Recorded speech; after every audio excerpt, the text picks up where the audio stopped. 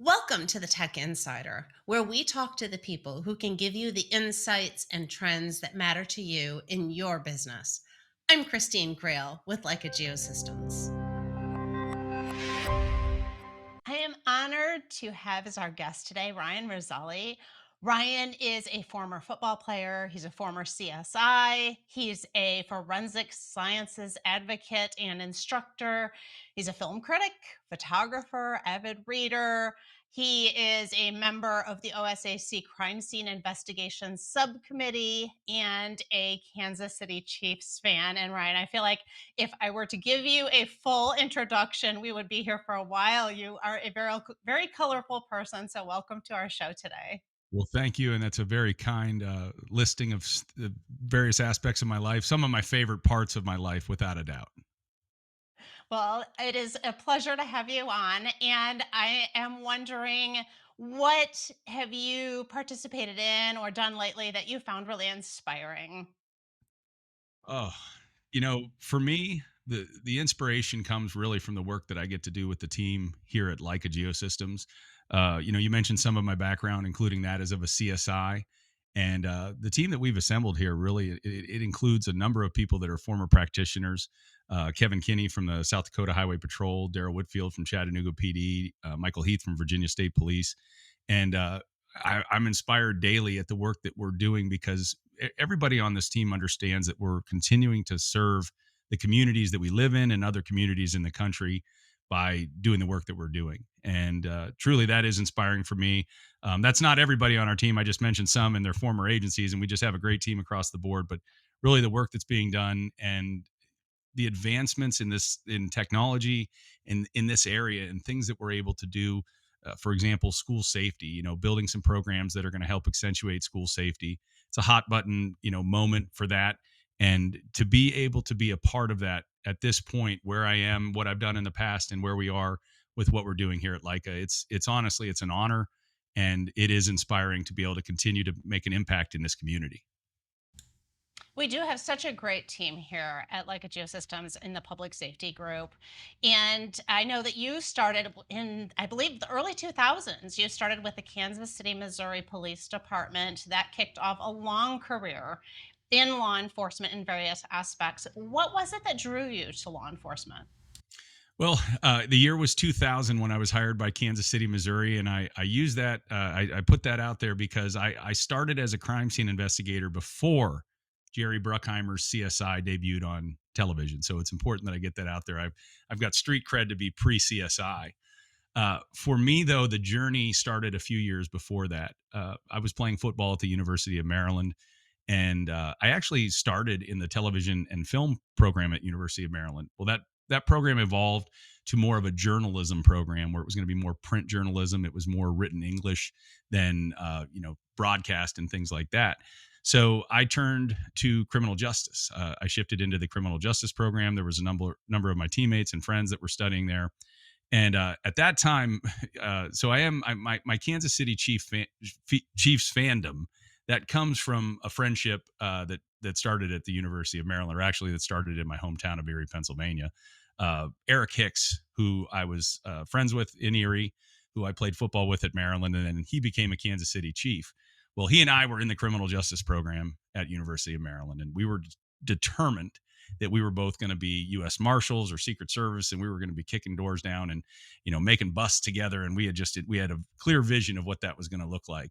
Well, as things went, I mean, he started gravitating towards the professional line for football, and that happened for him. He ended up a year ahead of me because he did not redshirt and I did, and he ended up going into the NFL. Well, one of the last classes that we took together was criminalistics. It was a course offered by Tom Moriello, and Tom had been a polygrapher for the Secret Service. He had been a criminalist for various federal agencies, various local agencies around the Maryland area, and he taught a course that was basically a primer on the George Washington University's forensic science program, their graduate program. And that course deeply interested me. It drew me into, I was fascinated by forensics. I mean, at that point, it was in the mid 90s. Yeah, Forensic Files was on Discovery Channel. It was kind of these really deep and involved cases. And I always enjoyed watching those. And then once I was in this class, I was like, that is exactly what I want to do with the rest of my life. Certainly I kept an ear open to see if the football people would start calling, but graduate school was the direction for me, and it ultimately paid off very, very strongly. When I was graduating from the George Washington in 1999, Kansas City Police Department was going through a process where they were trying to add layers of science into their crime scene program, and so I had applied, and I was contacted by the laboratory director, who basically spoke to me about my background, my degree. I have a master's of forensic science from George Washington. I have a pair of undergraduates from Maryland, and he asked me to come out, and I did. I went out and interviewed, and boy, the rest was history. I mean, from 2000 on, I spent 8 years in Kansas City, Missouri, and then went to the Johnson County Crime Lab, which is on the Kansas side, a very significant and well-sized, well-stocked, well-staffed crime lab. 60 or so staff members, and began to work over there. So spent 16 years prior to coming over to the Leica side of things. But I had a blast both in those younger years studying criminal justice and kind of being drawn towards forensics. And then when I was able to start doing the work here, things really took off. Well, you had a blast, but it's not easy work by any stretch of the imagination. And I'm wondering what was the hardest part of that type of work being in CSI? And it sounds glamorous, right? But there are a lot of really difficult aspects of it. Absolutely. Certainly dealing with the death and, the types of people that you would see in deep states of distress, children, the elderly, and just really anybody. I mean, you see anybody in pain, and it causes you pain also. But I mean, those are things that you learn to manage. Really some of the toughest parts of the job were also some of the, best stories and best times. I mean, when we would be on 24-hour long stretches of work. I mean, this is something that now in hindsight, we've really worked to try and keep from happening. We know how bad that is for forensic examiners and crime scene investigators and detectives and everybody to be out there for long periods of time. But those long stretches, several days in a row where we were on an active case and there was very little sleep, those were very exciting times, but also very challenging times. And again, when you factor in that somebody may have lost their life, that there's a family that's missing a loved one, or just something that's going on that's also causing distress, all of that was some of the pain of it. But truly finding answers for people, being able to help people understand the context of what happened to their loved one, to themselves, there was just such amazing catharsis in that. So some of the difficult parts of doing the job were always offset by the catharsis that would come with the release, being able to answer a question or to testify in a case where the work that was done and the analysis that was performed ended up being very meaningful. It was a real balancing of what was painful versus what gave that catharsis. Well, you were obviously very good at the investigative work. You enjoyed it. You put your heart and soul into it. Here you are now on the technology side. And there must be things that you miss about being in that CSI world, as hard as it was. Truly, it's the camaraderie and really the work that was being done, the benefit to the community, the camaraderie of being with everybody while that work was being done. I mean, there's real value that you feel emotionally, that you feel, that helps make you a whole person when you're doing that kind of thing, when there is so much pain involved with it. But one of the benefits of what I do now is that, in the last 8 years, so Johnson County, Kansas, the laboratory I was with at the sheriff's office just before coming to Leica, they stepped into technology while I was there. That was a part of the process that I was a part of. But since leaving there, Kansas City, Missouri, their crime scene team has stepped into this technology also. They're using it now as well. And where I'm going with that is that, what do I miss? Well, I miss all that camaraderie. I miss all the adventure that was being had. I always told people that it was a tough job. It was very challenging at times. There were times that I had to do things that were very unpleasant, working with decomposed bodies that had been there for weeks, or, having to process somebody for evidence that was, I mean, it could be something about their personal appearance or body that was, could have been an odor or things like that. I mean, it's just different things that we had to do that were unpleasant. And it was always offset by those adventures. And we would be on at the top of Liberty Memorial. We might have somebody that has, that jumped off there, committed suicide from Liberty Memorial. And just to be up there, and it's a terrible thing that you're in the middle of, but you're up there and you're investigating, and it's like, wow, this is such a such a strange balance that we have here. Something terrible happened, but we're up here and it's this amazing place. And it was almost like some of the worst things that we would have to do would always have that balance of beauty there as well. It did almost give you a moment of sanity when you needed it, when things were difficult. So, that was it. I mean, that ebb and flow, the sense of adventure, that camaraderie, all of it. Um, and I don't necessarily miss it because I'm so close to it still. I get to work with these folks still. I get to work with Kansas City and Johnson County and so many other agencies. I mean, when we were starting this in Johnson County, Kansas, we were kind of, it was probably one of about 10 agencies that Tony Grissom, one of the kind of godfathers of this area in forensics with laser scanning, had touched. And we all got to know each other. There's pioneers like Dave DeLue and Neil Zelinsky and Mike Haig and Albuquerque, and just all the work that was being done. It was wonderful that we had this network and we were growing from the ground up. It was really kind of the grassroots of laser scanning and this technology in this space. And so, to still be a part of that is quite amazing.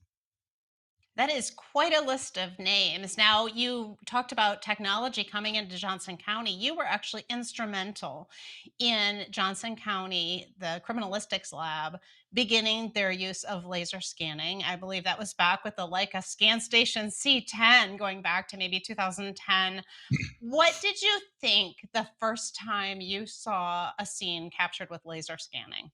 So there's an interesting story here, as there is for most things, especially when it's tied to CSI work and kind of the things that I've had the chance to do. But we, I first saw a scanner in 2007. Tony Grissom was from Leica, and he was on kind of a nationwide driving tour where he was stopping at police departments around the country and showing this technology. Now, that in 2007, it was the Scan Station 2.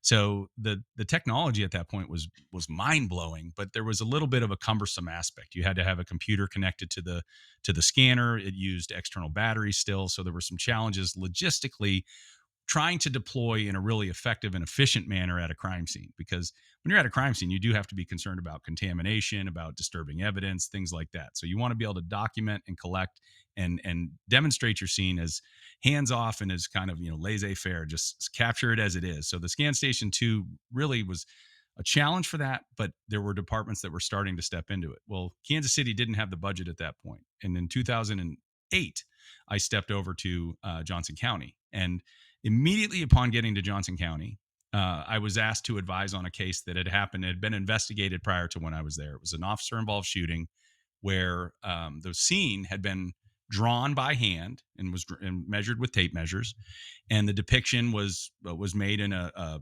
Visio. Microsoft Visio was the program we were using for one-to-one diagramming, and so it was a very simple line drawing that you'd have, just this line drawing on a piece of paper. And the defense attorney in this particular case had brought in an expert to challenge hand recording measurements. Now, the funny part of this is the person they brought in was actually somebody that taught me hand recording measurements when I was first starting as a CSI back in 2000, 2001. This was one of my instructors at my first crime scene school that I attended in Kansas City.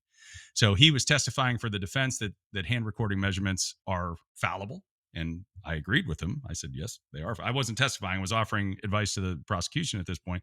I agreed and said, yes, they are fallible, but it's the method that's accepted. And you have this, range of possible error. And typically hand recorded drawings were accepted by the courts. No problem.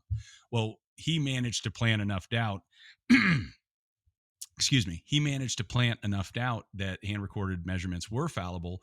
Again, nobody was disputing that, but we were saying that they were good enough for what was being used at the time in that area of technology and how we were depicting crime scenes. So ultimately, this case mistrialed, and it mistrialed. There was a hung jury, and after the third time, the judge was like, it was a young lady that was on trial for assault on an officer involved in this officer involved shooting. The judge dismissed the case, and ultimately, there was a fairly significant sum of money that was paid to her as a settlement. And the sheriff at the time, now I've been with the sheriff's office about, probably 3 to 6 months. And the sheriff came to me and he said, in this amount of money, he said, Ryan, could you find a solution for less than this amount of money so we wouldn't face this again in a courtroom? We would never be questioned on the measurements that we had made. I said, Sheriff, I'm quite confident I can find a solution for less than that sum of money. It wasn't a million, but it was less than a million. It was right just below. So I said, yeah, we can do that. So we started looking and started investigating. And I remember Tony. I reached out to Tony. We had a bevy of vendors come out and try and work with us on different solutions, but we were really fixed on 3D laser scanning. So Tony was able to send me a ScanStation C10, and we were able to use it for a week. He was able to walk us through it in about an hour of on the phone instruction. This was pre FaceTime, and web calls were tougher back then. This would have been 2008, 2009. He, phone call, conference call. He talked us through using the scanner, and we learned how to use it. Well, Johnson County at that time was averaging between 10 and 15 homicides a year. Kansas City, by contrary, was doing about 120 to 140 murders a year, depending on the year. So in Johnson County, there was very little chance that we were going to catch a case that we would actually deploy this on. And as an accredited lab, we also could only deploy it as a parallel method to our approved methods. So we happened to catch a homicide. It was on Easter, and I can be very specific here because this homicide became the basis for one of Leica Geosystems' true stories. These were marketing pieces that were released, I don't know, 10, 12, 15 years ago, over a span of time. But there is a true story on the Johnson County deployment at the Shawnee, Kansas homicide. This homicide occurred on Easter. The man that was killed, his name was Curly Tyler. And all of this is documented in that true story. But that was the first time that I not only saw it deployed at an actual scene, but I was at the helm using it at that scene. And the results were stunning. At that particular scene, it took 10 hours with 2 total stations to document the entirety of the scene. Well, we captured it in 5 scans that took less than 90 minutes. Now, by comparison to today's standards, 5 scans in 90 minutes would take a long, long time.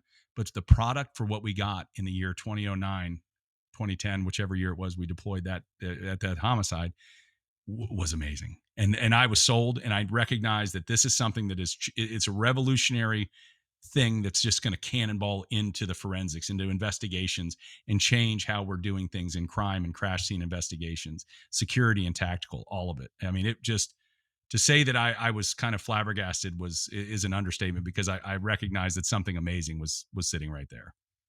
Well, and going back 14, 15 years ago, it sounds like that set you on an entirely different trajectory when it comes to technology and its use in investigations and law enforcement. Obviously, you're very passionate about the use of technology, but when you think about, I mean, honestly, it was pretty complex back 14, 15 years ago. It was hard to use. It took a lot of time. So for you to stick with it and see that potential, it takes some vision. And We so, can you tell me, why are you so passionate about technology? What is it that gives you that understanding that I just got to hang in and it is going to pay off? Absolutely, and I didn't mean to interrupt. But there's a story that I think will kind of link these two things together. Why am I so interested? Why am I so passionate? Well, it's really because of the advancements that are being made. So, I mean, there was plenty to be excited about in 2010. If that was exactly where we are today, there'd still be a lot to be excited about. But the advancements that have been made over time really is what has moved the needle for me. It's just so exciting. Every day, you really don't know what you're going to wake up and learn that's been invented or created, or an application of a technology to something that we're doing. So in 20, I think it was 2013, 20, and I'm sorry, I don't know the years, that we had an attack at the Jewish Community Center in Overland Park, Kansas. And that was the last scene that I scanned prior to moving to targetless registrations. And so at that scene, we did 33 total scans at the scene where a neo-Nazi showed up at the Jewish Community Center with the intent of committing a mass murder. And fortunately, his timing was off. He showed up an hour before the Kansas City Idol tryouts were set to be held at that Jewish Community Center. And so he ultimately opened fire on a group of people. He shot and he injured 2 and killed 2 at that site, and then drove to a secondary location.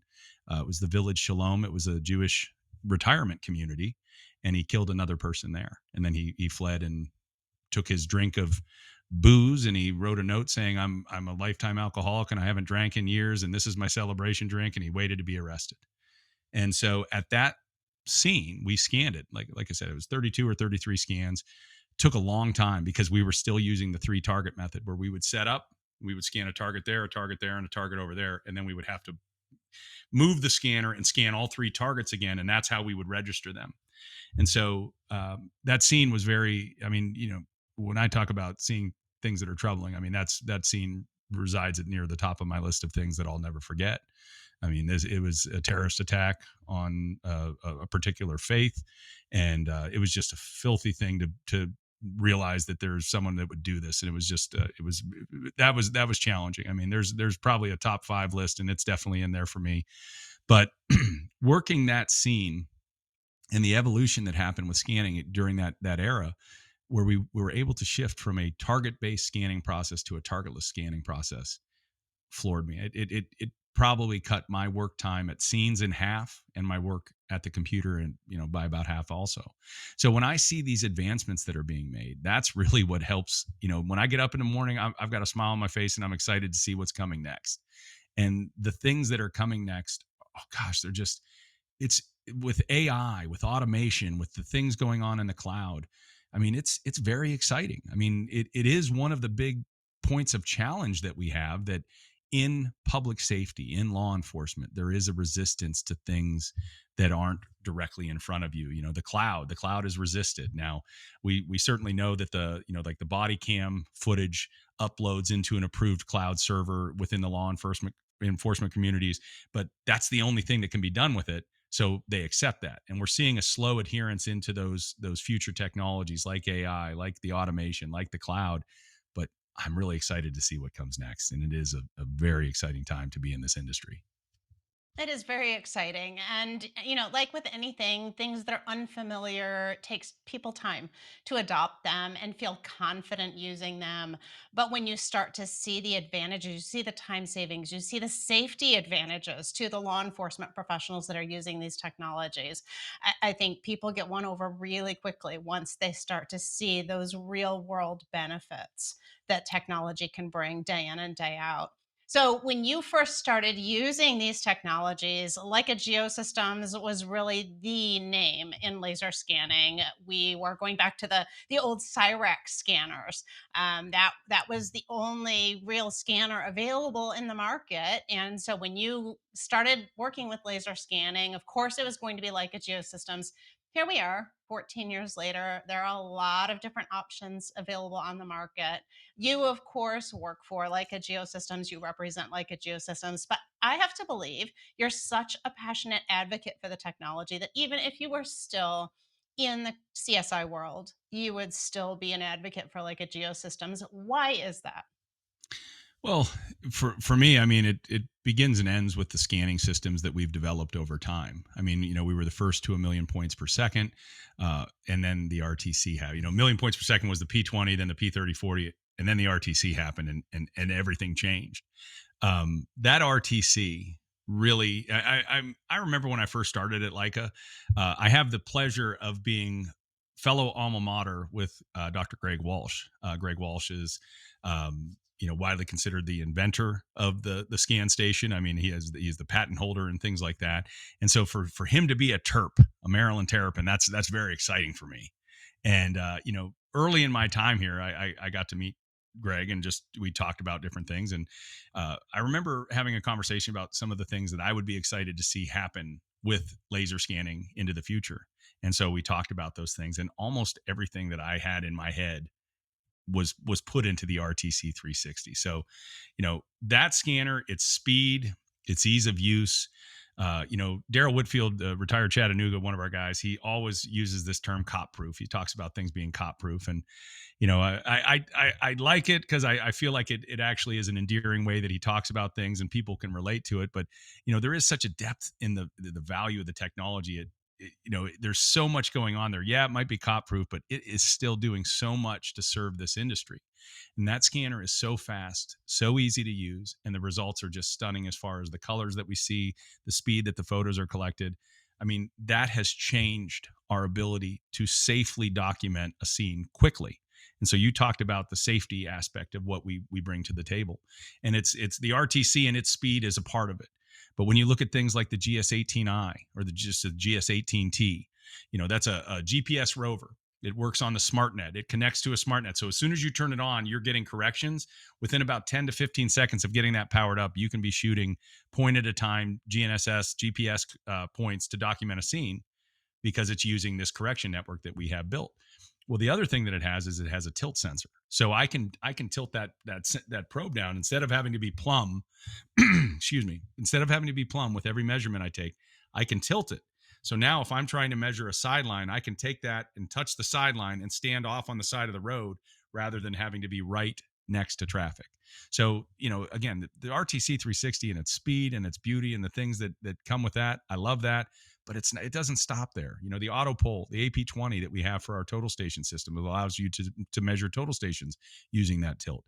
I really feel that the things that we're developing are allowing public safety professionals to use more of these tools in more creative ways to keep themselves safer, to document evidence faster. And what that leads to is evidence that's collected sooner, protected properly, and just the whole process is subject to this technology and how it improves what's being done on scene. So Beyond we have that, improvements.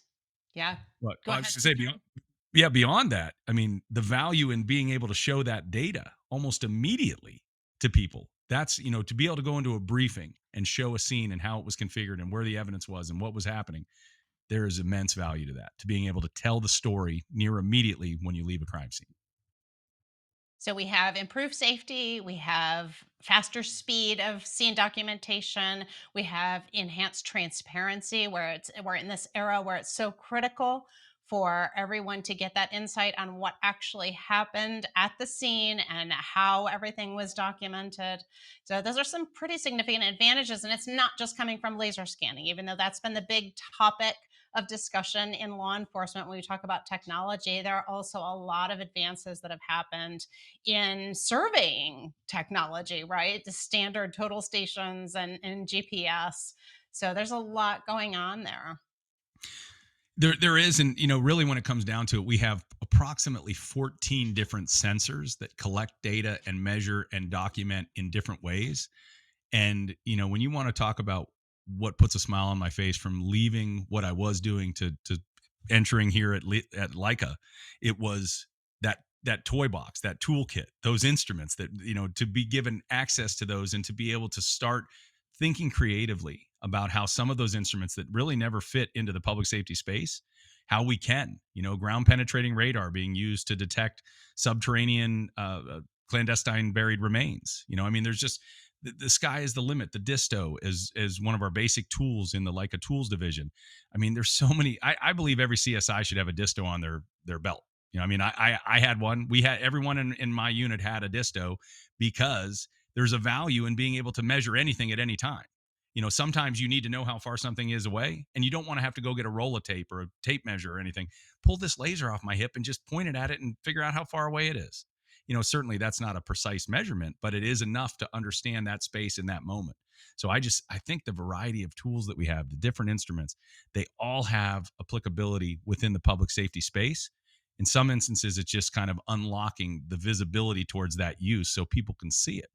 And again, when I talked about what inspires me every day, it's this team, the team that I have the opportunity to work with, because they're all so creative with those instruments and understanding how they fit in the space as designed, but also in expanding and taking the work that's coming off the instruments and pushing it into Map 360, the software that we use for our forensic analysis and are depicting these crime scenes, and leveraging Map 360 to get even more from the data.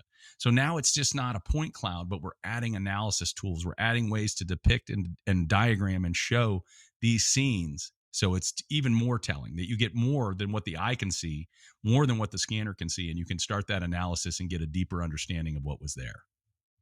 Well, it's not just about selling these cool tools either. I mean, everyone on the team, everyone that you work with, starting with you, Ryan, you have so much experience living in this world day in and day out.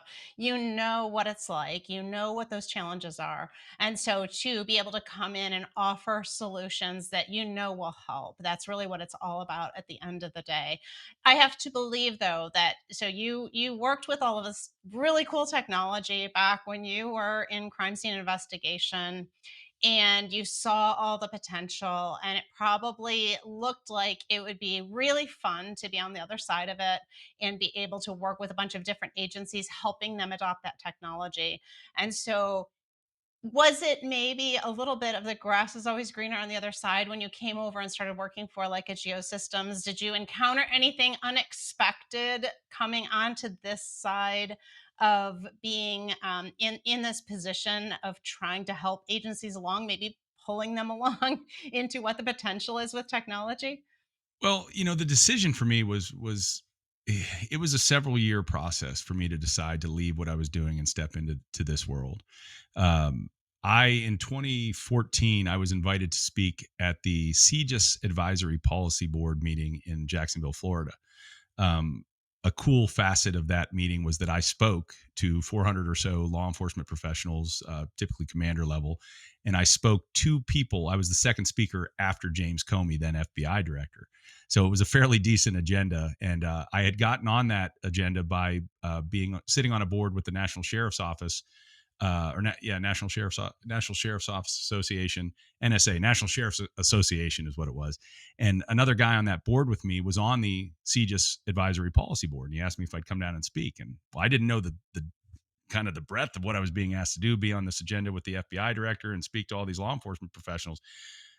Tony Grissom met me in Jacksonville with a scanner because I couldn't travel with mine from Johnson County, and so that kind of began this courtship where Tony was like, "Gosh, you really spoke well about our stuff. Maybe you could come speak about it for us."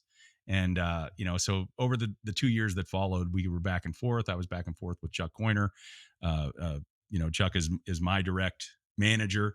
Chuck, the vice president over reality capture here at Leica Geosystems, and it just happened. And so I got to a point where I was waiting.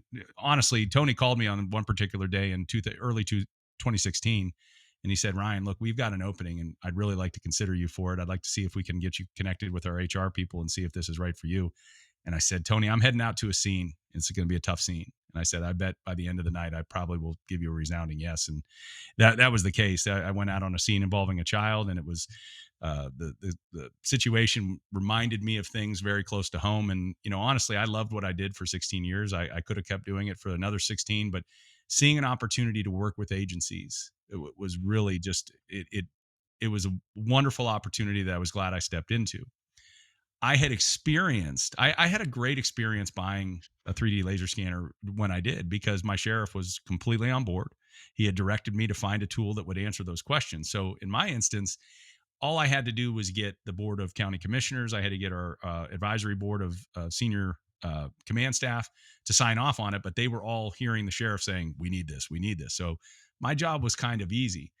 Helping people navigate that path is something that we really try and thrive at, because people that don't have the agencies that don't have the budget for what they want, we know that there are places that they can find money.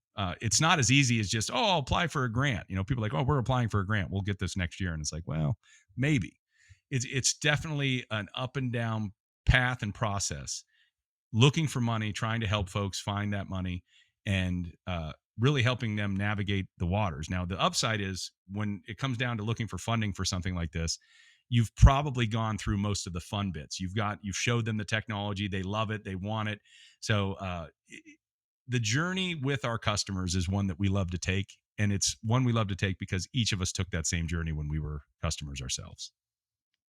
Well, and you really need a technology advocate within an agency to be able to drive this forward. Because even with all the benefits, again, there's always a cost concern. They have to run it up the chain, they have to get the approvals. And that's not an easy process. And even though there's financing available and there's different creative ways to make that technology available to agencies, you still need that advocate internally to make that happen. There probably are also some misconceptions that people have, that agencies have about technology. What are some of the most common misconceptions you encounter? Uh, Probably about cost. I mean, there's some carryover from an earlier era when this technology was, six figures. You could climb upwards of $250,000. Back when it was so very new, and you would see, all sorts of configurations and different things that were happening. So early cost was thick. I mean, this technology was in a place, but now we're at a point where you can step into a laser scanner for right around $20,000. 20 to 25,000, depending on if it's a BLK G1 versus G2, things like that. Um, we have, like I said, the disto as a sensor is a couple $100. So sometimes what we do when people are concerned about cost, concerned about stepping through that gate where it's going to be like, well, okay, this is going to be a major investment. We can start small, and it's one of the benefits of having 14 different instruments. So when we're advocating with folks on this technology, some of them are facing very steep climbs because their senior management, their command staff, the folks at their organization, they just don't have a clear understanding of what it is, what it does, or how it will benefit them. And that's one of the things that we try and help them do. But the fact that we can put somebody into Map 360 Sketch as and a disto D1 or D2, you're under $400, $500 right there. And so to have a $500 professional grade laser mapping solution to start with, that's a real benefit for us, that we can start somebody small and take steps through where they can start building on what they do with that entry level technology, show their command staff, grow their agency's knowledge and awareness of what things are. It really helps for them to tell that story and to be the person planting the seeds within their own agency. That is one of the benefits. We end up working with folks and we help to educate them to be better stewards of what we're doing with this gear, with this instrument, these softwares, so they can be the champion. It doesn't have to be a Leica person, because this equipment is very easy to fall in love with. I mean, I talk about the RTC 360. I mean, when I come across people that haven't seen it and I show it to them, I mean, it's kind of a jaw dropper. It still is. That scanner's been around for almost 6 years now, and it's still dropping jaws. It really is. It's still at the forefront for technology in a number of ways, in a number of areas, at it, and it's approaching its sixth birthday. So being able to empower members of these agencies to become their own champions, that is really also one of the benefits, and one of the things that drives the emotional feel and the emotional appeal of doing this job, because we're doing it with a community, public safety community, folks that we have worked with for years, folks that we enjoy spending time with. It's the community that we are all from, and we want to continue to help support and buttress with things like equipment and software and new technologies. So being able to build them as champions and really help them evolve what they're doing for their departments, and to be able to see that there's real benefit and value for what we each feel when we have the opportunity to do that. So the technology is affordable. It's easy to use. There's really no reason that any agency or crime scene lab shouldn't be at least exploring the adoption of these technologies. I know that a big concern for a lot of agencies, a lot of laboratories right now is recruitment and retention, because it is hard to get enough people to do the work. And as we think about that, there must be some pretty significant skill sets that people need in these career paths right now that are maybe quite different than what people were looking at maybe 10 years ago. What are those skill sets that those in law enforcement need right now? Well, I mean, it's funny because I'm asked often, "Hey, I want to be a police officer. I want to be a CSI. What should I study?" And the answer is, for me, is rarely going to be criminal justice, because if you would like to work in the criminal justice field in any capacity, the people that you would like to work for want to train you on how they would like you to administer criminal justice. And there are some very broad concepts on corrections and concepts of policing and things like that you'll get in a criminal justice degree. But if you're hoping to step into investigations, into analysis, forensic analysis, crash analysis, things like that, then typically I recommend folks think about a science degree. When I studied forensic science at George Washington, I had to take 2 remedial science courses because my undergraduate work did not meet the standard for what I needed in that program. So I ended up, botany didn't cover it. Although forensic botany is a wonderful area of study, and I've enjoyed it. Environmental sciences as they apply to forensics, but it didn't cut the mustard there. So I always recommend to folks science, a hard science, and that they also consider business. Business is an area that really applies to everything that everybody does, no matter what their industry is. Understanding, business writing, understanding negotiations, things like that. I'm not saying that because I went from law enforcement into a business role here at Leica Geosystems. I'm saying that because I really believe that MBAs, command staff in police agencies, they typically are chasing an MBA before they get into those advanced roles within their departments. You'll see a lot of senior members of police departments studying MBAs. So it's also what I've seen others doing along the way.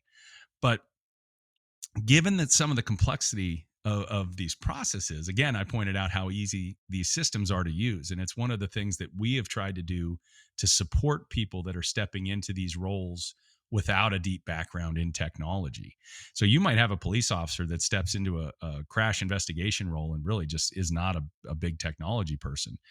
We have our smart plan that basically is an academy for anybody that's stepping into a role within a department to understand, to learn and then understand what this equipment is, how it works, how it'll be deployed, and how it will support them in their mission.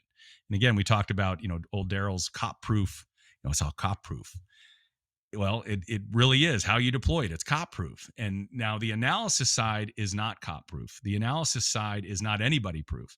To do forensic analysis, you have to be properly trained in that analysis, because you can put data into a program and you can run a routine within that program and you can get a result. But if you really don't understand how that analysis is set up and how you've queued it up in that program, you're at risk of ending up with a result that is not accurate for the question that you're asking. So there's a lot of this that can be, summarized as being, really easy to assimilate. And then yes, it's technology, but it's really not intimidating. But when you're talking about the analysis, it is important that folks that are doing specific types of analysis are truly trained in that, and not just on the technology, not just how to document and put the data through the software. They actually need to be trained on what it means once you put it through the software, and how to interpret that and how to convey the results of that analysis. It's one of the most challenging things in forensics, is conveying the results of any test that was done, because whatever you're saying has to be fully understandable by the person reading it, or whatever they're reading is putting their understanding of a case in danger. So while it is one thing that we do, we try and make it so everybody can learn it.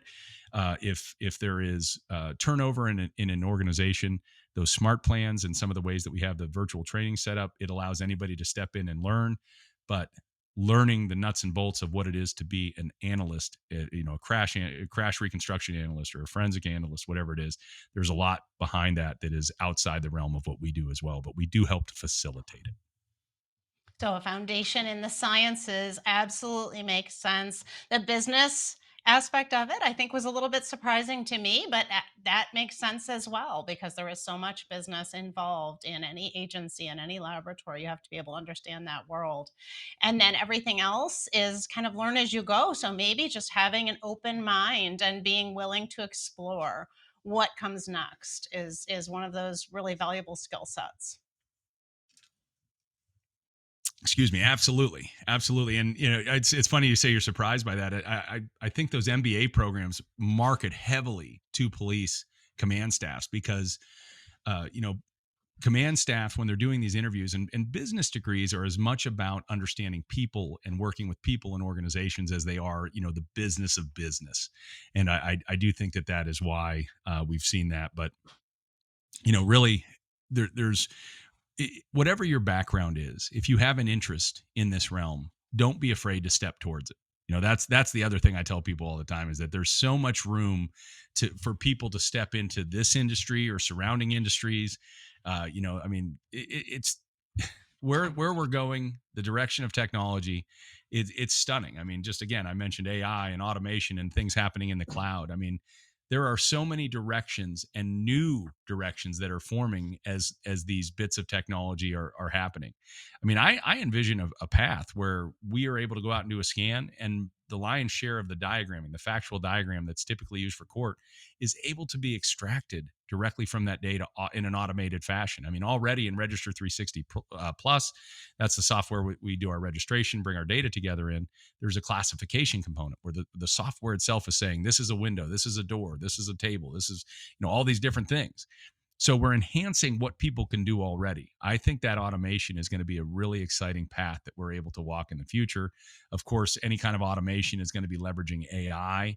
I remember when the RTC was released, it was edge computing. The RTC and the Viz sensor uses edge computing, and I remember we were like, it's kind of like AI, and everyone was like, well, we don't want people to think we've got AI because like Skynet is real and stuff like that. The Terminator, me being a movie guy.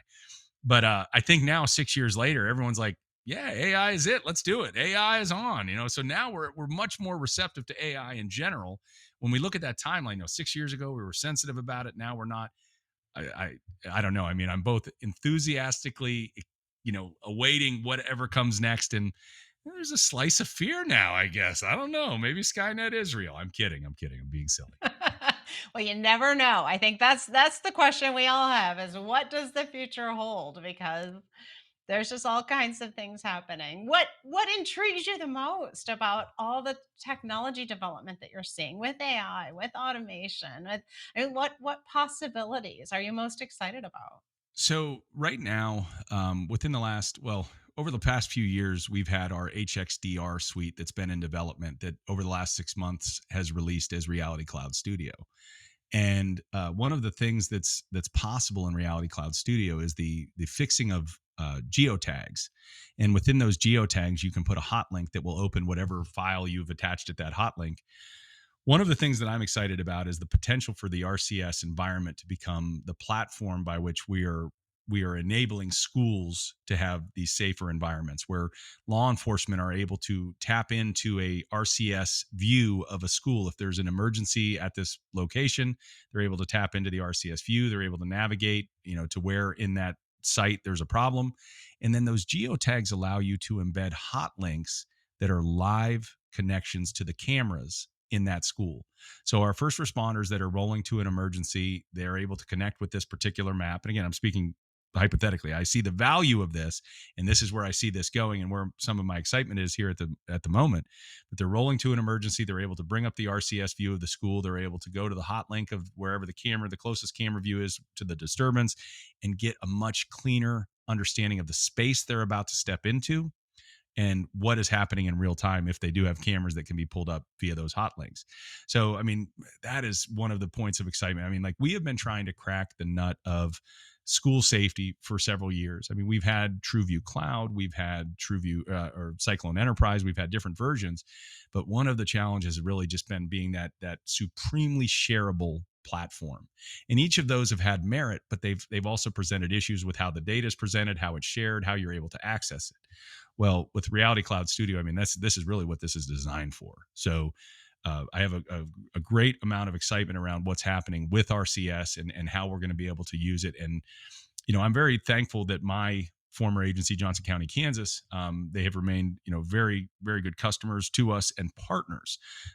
They had one of their examiners, one of their crime scene investigators, ended up writing the white paper on the bloodstain pattern tool in Map 360 and things like that. But their laboratory director, Ross Capps, he's a visionary when it comes to building safety and security. And they picked up an additional RTC, and its only assignment is to be scanning buildings within their county, schools within their county. And so we've been meeting over the last few months, and he is very excited at the potential with this, what Reality Cloud Studio can do, dropping in those camera views or being able to share with officers the view of county buildings or school buildings. So this isn't something that we're just writing down on a piece of paper and hoping it works. We've already done this in practice, and we have an agency that's basically templating some of the practices with this. We're trying to figure out the best path, but it is very exciting as to how this is going to look and what's going to come out the other side. That is very exciting. Anything we can do to help safeguard our kids in those schools is well worth that effort for sure. So, Ryan, we started out talking about how all the different things that you're involved with, all your hobbies. One of those is film critic. You love to watch movies, you love to read. What is something that you have been watching lately, or maybe listening to as a podcast or reading? What is something that you really have found valuable lately that you'd like to Well, share with our yeah, audience? I think before we started the recording, we had talked about how over the last few years I've lost 150 pounds, and so I've started listening very intently, and I'm glad that he has a very deep backlog of podcasts to the Huberman Lab. Andrew Huberman is basically a professor, a scientist. He's a PhD, and he just talks about all the ways that you can be more healthy. Really is what it comes down to. So I've really been enjoying that, and losing the weight and whatnot has been a wonderful journey, and just kind of trying to pick up better ways that I can be better to myself and be better to the people around me. Through that podcast, I very much enjoyed that. As far as books, I think most recently I read a book called Never Split the Difference by Chris Voss. He's a retired FBI negotiator. But as far as books go, and I enjoyed that. I actually learned. I mentioned the nexus with Dr. Walsh. Chris Voss's son is a Maryland grad, so I always like finding those nexuses for Maryland grads and fellow alum and things like that.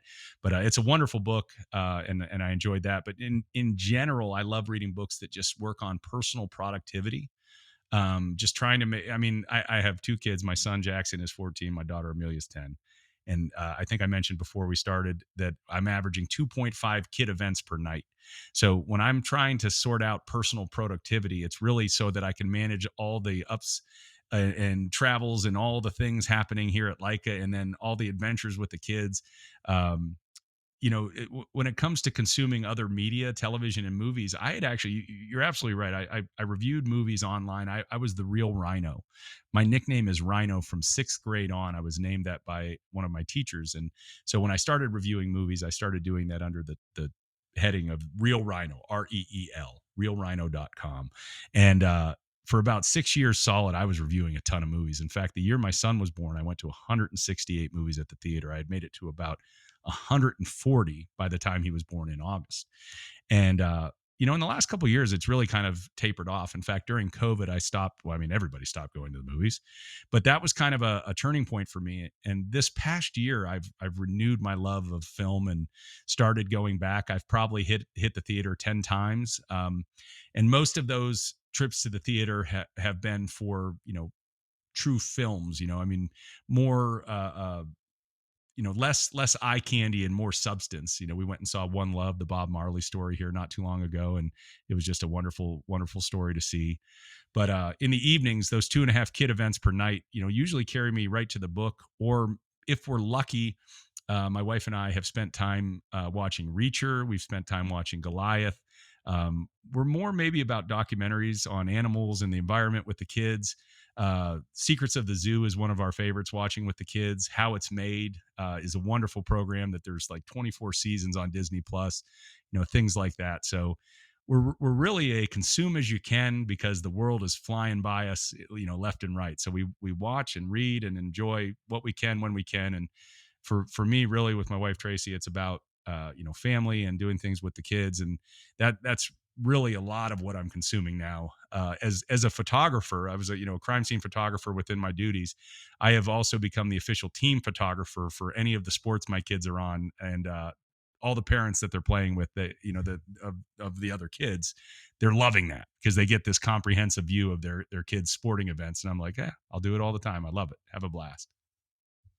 That is great. A lot of excellent recommendations there. I will tell you, I've also read Chris Voss's book and highly recommend that as well. So excellent. Well, thank you so much, Ryan Rezzelle. It has been a pleasure speaking with you today. I appreciate the time that you spent on our program and hope to have you back at some point in the future. Christy, thank you so much. I appreciate your time as well, and I would come back anytime you asked. Thank you so much, Ryan. Be sure to check out the description for additional resources on this topic. If you enjoyed this content, give us a like. If you'd like to see more of this content, be sure you subscribe. Thanks for watching. We'll see you next time on the Tech Insider.